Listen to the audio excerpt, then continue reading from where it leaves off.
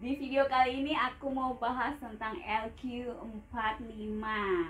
Video ini menurut aku penting banget buat kamu yang newbie. Jadi kalau kamu newbie, belum tahu LQ45, terus mau skip video ini, kamu harus mikir lagi karena video ini penting banget buat kamu. Oke, jadi tonton sampai akhir. Halo semuanya, welcome to Anggi TV, tempat kita santai sambil bahas tentang investasi. Jadi ayo kita mulai aja, langsung bahasin tentang LQ45. Kita mulai dari definisi. Apa itu LQ45?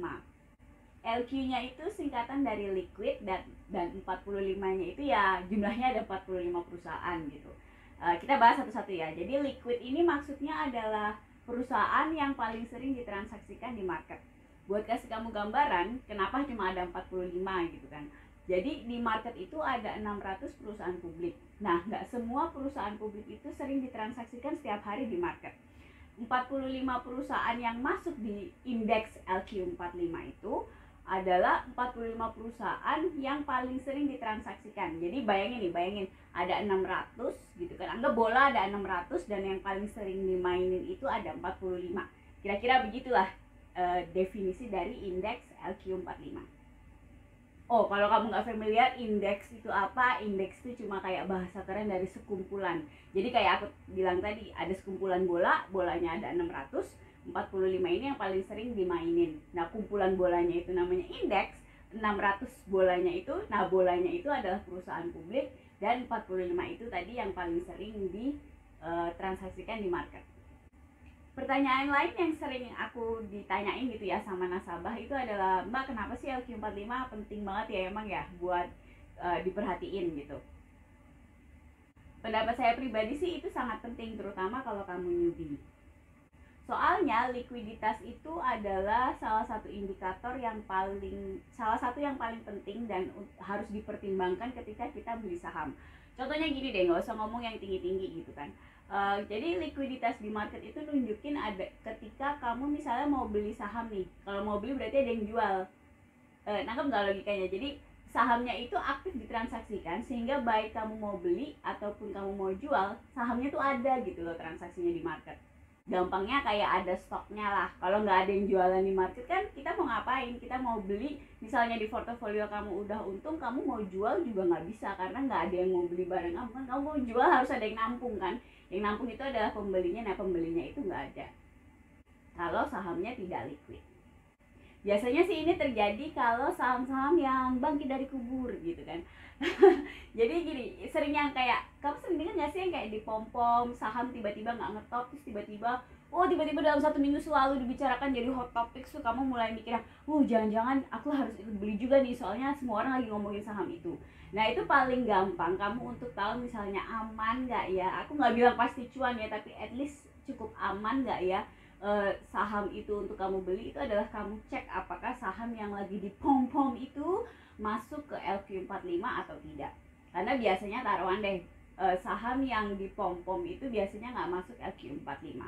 Walau aku harus ungkapkan di video ini bahwa satu, transaksi beli LQ45 itu tidak menjamin bahwa kamu akan untung.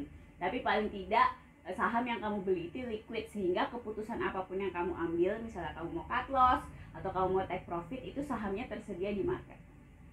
Hal kedua yang mau aku state di sini adalah seringnya saham itu ditransaksikan. Jadi saham masuk LQ45 itu tidak ekuivalen perusahaannya bagus ya. Jadi itu harus dibedakan.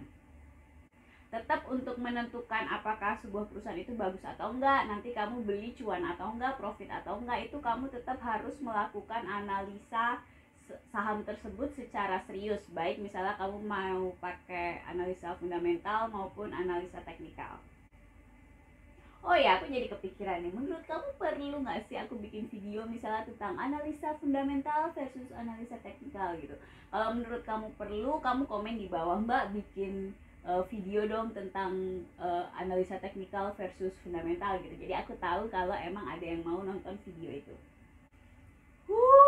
Aku semangat kan kalau udah ngomongin saham. Gimana menurut kamu? Video ini bermanfaat nggak? Awas kalau nggak bermanfaat. Tolong subscribe, terus klik like-nya supaya Dewa YouTube mendukung channel aku. Jadi banyak yang nonton nanti video aku, gitu kan. Satu lagi nih pertanyaan yang mau aku jawab di video ini. Pertanyaan simpel sih, mungkin aku harusnya ngomongin di awal, but anyway, pasti bakal mikir 45 saham itu Mbak Anggi apa aja sih gitu, apa saya harus ngitung satu-satu atau bagaimana? Tenang, jadi itu nggak perlu kamu lakukan. BEI, Bursa Efek Indonesia, itu udah ngitungin 45 perusahaan yang paling aktif ditransaksikan LQ45 ini buat kita. Jadi kita tinggal ke websitenya BEI, terus download, itu biasanya filenya bentuknya PDF. Nanti aku kasih screenshotnya deh ya untuk ngajarin kamu, ngasih contoh aja gitu. Misalnya kamu mau nyari daftar LQ45 itu gimana kalau kamu mau nyari di websitenya IDX. Atau paling gampang ya kamu WA sales yang waktu itu kamu buka, oke?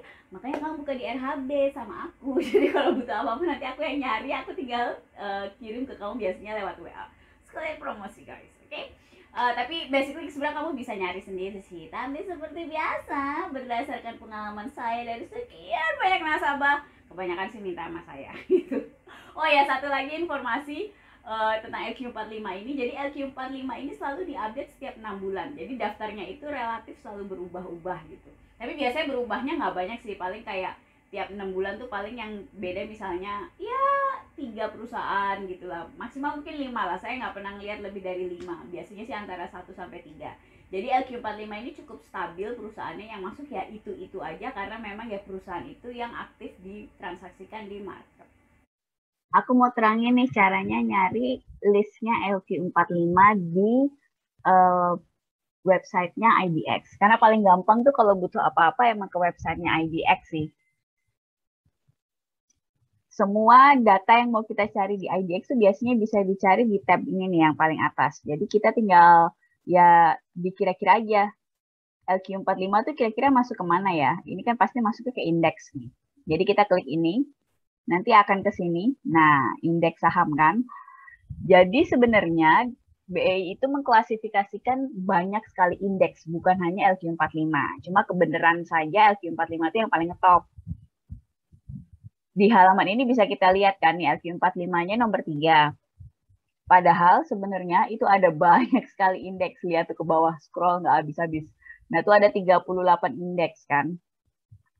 Kamu bisa baca sih semuanya tentang berkaitan tentang indeks-indeks yang ada di BI dan keterangan-keterangan yang ada di sini. Untuk pengetahuan aja. Terus, yang paling penting kan kita mau nyari kan list LQ45-nya itu apa aja. Ini ada di bawah tombolnya. Informasi mengenai saham apa saja yang termasuk di dalam indeks tersebut. Nah, ini kita klik, larinya dia akan ke sini. Nah, kita tinggal cari deh nih LQ45. Ini yang terbarunya kan Agustus 2021, Januari 2022. Jadi nanti akan diperbaharui Januari 2022. Nah, kita tinggal unduh deh di sini. Unduh. Nanti filenya itu masuknya berupa kayak gini nih, evaluasi mayor index. Ini bentuknya kan zip ya, jadi harus di unzip. Kamu cari aja sih tutorialnya, gampang kok. Kalau kamu nggak bisa, tapi harusnya sih gampang lah kayak begini. Ini tinggal dibuka filenya, nanti isinya. Kalau dibuka pakai ini ya, extract here ini. Kamu cari aja pokoknya tutorialnya di YouTube cara membuka unzip file gitu. Nah, filenya tuh ternyata dapetnya ini nih. Jadi ternyata dia sekalian LQ45, 30 sama IDX 80 bandelnya ini. Untuk keterangan IDX 30, IDX 80 apa, kamu googling aja lah ya. Aktif sendiri karena nggak aku bahas di video ini. Nanti kalau aku terangin kelamaan. Ini kita klik. Filenya bentuknya begini, saudara-saudara. Ternyata bentuknya itu Excel. Tuh ya, ada 45 perusahaan. Nah, aku mau sedikit menerangkan lah, biar kamu tidak terintimidasi dengan Excel ini. Jadi dari sekian banyak Excel ini, menurut saya yang paling penting untuk kamu ketahui itu adalah ini biasalah ya, kode saham, nama perusahaannya, dan ini aja keterangannya. masalah yang di tengah, oh ini rasio free float apa dan segala macam. Menurut saya sih tidak terlalu penting, terutama kalau kamu mau newbie, nggak bikin kamu lebih cepat cuan atau analisamu jadi lebih bagus. Jadi sementara ini di-ignore saja, dicuekin aja. Kalau kamu kepo ya biasalah googling aja atau bisa DM aku untuk tanya lebih lanjut. Nah, itu aja sih. Jadi nanti keterangannya itu biasanya nih, keterangannya ini tetap. Kalau tetap itu berarti sebelumnya, kan ini diperbaharui tiap 6 bulan. Nah, sebelumnya 6 bulan yang lalunya, di periode sebelumnya dia juga udah ada. Jadi tulisannya statusnya tetap. Terus kalau berubah, ini sebenarnya yang berubah ini loh, rasio free float-nya. Jadi nggak terlalu pengaruh sih. Yang pengaruh nih kalau ini nih, baru. Kalau baru tuh berarti sebelumnya dia nggak masuk, tapi di periode yang sekarang dia masuk. Jadi kayak pendatang baru lah gitu. Nah, ini di bawah juga dikasih tahu nih, konstituen yang keluar dari perhitungan indeks. Ini maksudnya yang sebelumnya masuk LQ45, tapi untuk periode sekarang tidak masuk LQ45. Ini ya, hasilnya berlaku tanggal 2 Agustus 2021.